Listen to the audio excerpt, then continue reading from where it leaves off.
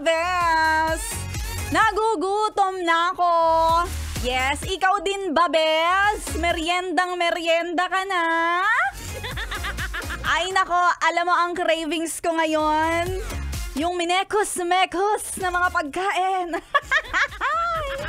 Gusto ko, Bes, yung... ewan ko kung narinig mo na to eh.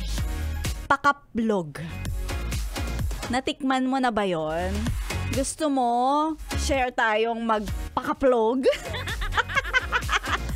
Alam mo yung Bes, minekos-mekos yun. Magkakasama, tapos ano yun, iba-iba, combined food yon. Merienda na pinagsamang pansit, kape, at itlog. Kaya, pakaplog yung tawag. Ayan. Ay nako, nagugutom ako lalo. At kaway-kaway sa mga Bes nating nagkakape dyan. Ay nako, medyo iwas-iwasan natin yung sobra-sobrang pagkakape. Siguro, normal na yung mga twice a day, ng cup of coffee a day, Bes. Wag lang yung cup mo parang 1 litrong tubig na yun. 1 litrong kape, wag naman ganun. Okay? Iwasan daw yung mga pagkakape. Pero mamaya ako sasabihin, eto, kausapin muna natin yung kasama nating magandang Bini-Bini. Ay, small thing. Ay, Maria Morena, you're so red today. Aha, red. Malapit na kasi akong duguin. Ayaw nga, kaya nga nagkikrave ka sa mga food. Like a barista, gusto ko talagang kumain at saka gusto kong masatisfy yung paghahanap ko sa matatamis na bagay. Ay, naku, baka naman mamaya, iba na yan.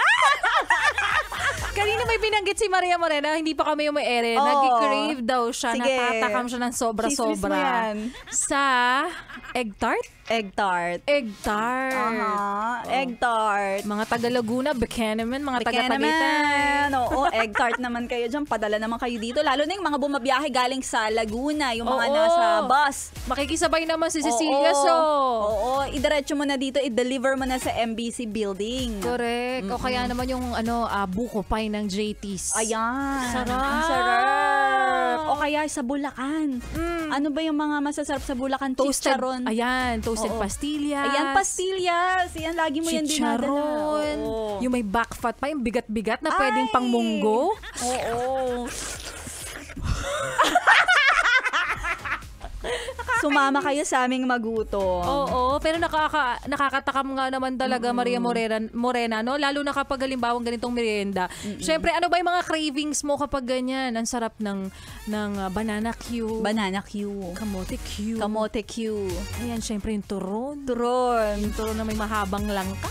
Oo. Haba-haba. Alam mo, pwede mo ring i-partner yung pakbet at saka yung mga banana Q. Diba? Diba after mo kumain ng gulay tapos banana Q. Oo, kasi syempre Q. minsan kailangan mo ng matamis, ng dessert. Gagawin mong dessert na yon. So pagkatapos mag-pack, mag-Q. Pagkatapos mong pumakbet, nag-barbecue ka. Oo, barbecue. Ayan, tama. Banana Q, kamote Q. Depende kung gusto mo yung maalat. Kasi may iba na after nilang kumain, pantanggal umay. Ito may kilala ko. Pantanggal umay nila, hindi matamis. Pantanggal umay nila, dapat makarne. Oo. Talaga? Oo, may ganun. So, nagtatabi siya ng kapiranggot na yung tipak ng karne. After niya kumain ng cake, di ba, medyo matamis. Ayaw niyan mag-iwan ng matamis sa dila niya. So, kakagat siya ng tipak ng karne. Di ba, yun sa barbecue. Oo. Ang weird. Oo. Di ba parang tayo, pag ayaw natin mag-iwan ng matamis sa bibig natin, magtutubig tayo. Oo. Okay, mag-toothbrush ka para mawala.